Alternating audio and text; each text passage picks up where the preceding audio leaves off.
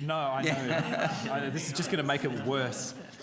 Just lastly from me, and on a very different matter, on the 15th of May, there was an article in the Australian. I don't often bring quotes from the Australian in here, but I'm going to do it today. So you'll read it, Senator Ebeid, so you'll get your turn soon enough.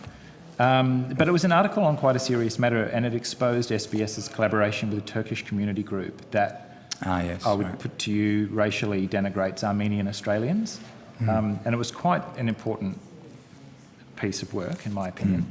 And one of the things it brought to light, and I'm happy for you to dispute this if their rendering of the matter is inaccurate, is that SBS reporters are prevented from referring to the Armenian genocide without some kind of caveat or footnote. Can you just talk us through, it sounds like you're familiar with what I'm bringing to you. Can you just I am, talk Senator. through I am. Yeah, go ahead. So there's a couple of things to that. Firstly, the article that was in question was an article written by an Australian Turkish man about Anzac Day. The article itself was absolutely fine. There was nothing wrong with the article. It was actually a very good article. The problem was that the author of the article was linked to the ATAA, the Australian Turkish Advocacy Alliance, the ATAA. That sounds right, yeah. And which we didn't realise at the time. As I say, the article itself met all our editorial codes and codes of practice, and we were fine with the article. But the Armenian community did bring to our attention that the author was also somebody who had been advocating for the ATAA and defended a particular article that was denigrating Australian Armenians, which I agree and we agreed was inappropriate, and we did pull down that article because of that association. We didn't think that was appropriate. So that's the first thing. The second thing you raised is around the how we in our news and current affairs refer to the Armenian situation. Just your editorial policy now. Yeah, so our editorial policy is we use words, let me just get the exact words. Our protocol is to say, when referring to the mass killings of Armenians considered by many to have been genocide, which Turkey denies.